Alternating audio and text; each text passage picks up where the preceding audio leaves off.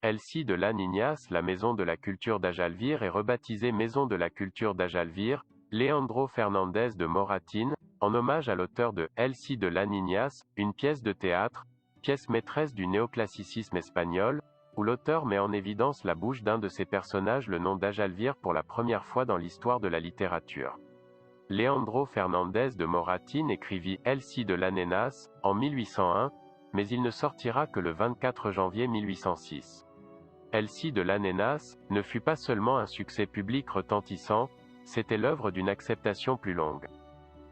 La pièce a été jouée pendant 26 jours consécutifs et a attiré plus de 37 000 spectateurs, un chiffre équivalent à un quart de la population adulte de Madrid. Le succès des tableaux s'est ajouté à la rédaction.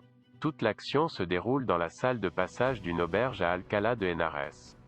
Leandro Fernández de Moratín est né à Madrid le 10 mars 1760, d'une noble famille asturienne du côté de son père, également poète, dramaturge et avocat Nicolás Fernández de Moratín.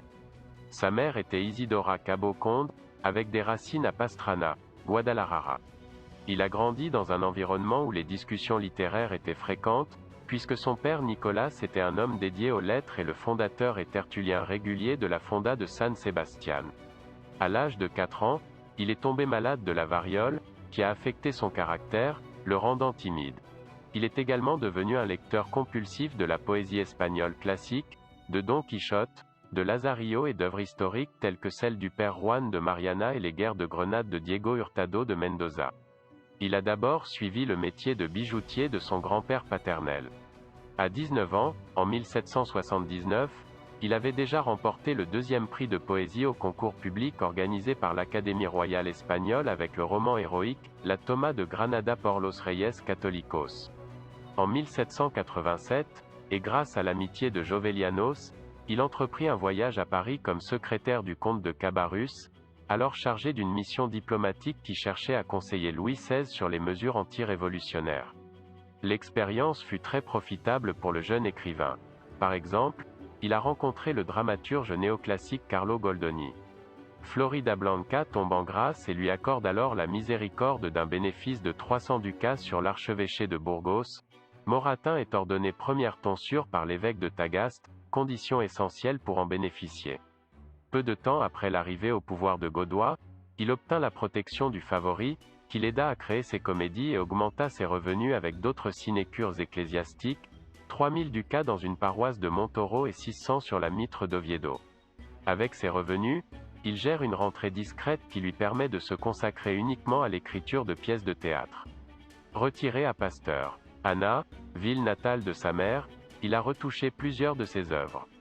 Il a voyagé avec une bourse fournie par Godoy pendant 5 ans en Europe, la France encore, l'Angleterre, la Belgique, l'Allemagne, la Suisse et l'Italie, retournant à Madrid en 1797 pour occuper le poste de secrétaire d'interprétation des langues, devenu vacant en raison de la mort d'un des frères Samanigo. Cela lui a permis de vivre sans difficultés économiques, bien qu'il aurait voulu le poste de directeur des théâtres. Ses contemporains voient en lui un afrancesado qui a largement profité du détesté favori Manuel de Godoy. Il est nommé membre du conseil d'administration et de réforme des théâtres, 1799, mais ses dissensions avec le directeur de cet organisme lui font quitter le poste déçu au bout de 3 mois. Cette même année, son ami aragonais Francisco de Goya peint le premier des 2 portraits qu'il lui dédie, auquel le poète rend l'appareil avec une Silva reconnaissante. En 1803, il crée El Baron, et en 1804, La Prude, qui sont bien accueillis. Mais c'est le 24 janvier 1806 qu'il remporte le plus grand succès de sa carrière, l'un des plus grands du théâtre à l'époque, avec la première, en présence de Manuel Godoy, au Colisée de la Cruz, de Elsie de Laniñas, qui est remplacé pendant 20 jours jusqu'à la fermeture des théâtres pour le carême et dont 4 éditions sont faites.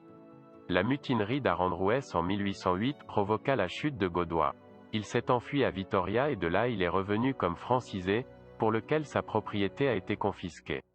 Mais José Bonaparte prend le pouvoir et en 1811 il est nommé bibliothécaire en chef de la Bibliothèque royale par le nouveau monarque, qui règne sous le nom de José Ier.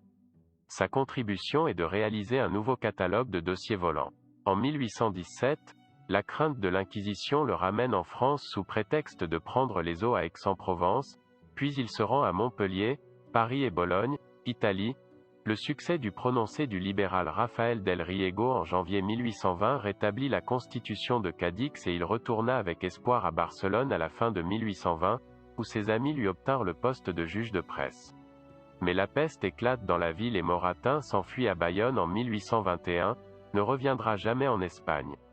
Il s'installe finalement à Bordeaux dans la famille de Manuel Silvela, son fidèle ami. Il y retrouve Goya qui en fait un second magnifique portrait. Ses lettres de cette époque reflètent plus d'amertume que de nostalgie. En 1825, il subit un accident vasculaire cérébral et suivit de nouveau la famille Silvela à Paris, où il mourut le 21 juin 1828. Il laissa une petite fille de Silvela lui-même comme héritière. Il fut enterré au cimetière du Père-Lachaise, mais sa dépouille fut transférée à Madrid le 5 octobre 1855 et repose désormais dans un mausolée commun avec Goya, Donoso Cortés et Meléndez Valdés, œuvre de Ricardo Belver, au cimetière de San Isidro à Madrid.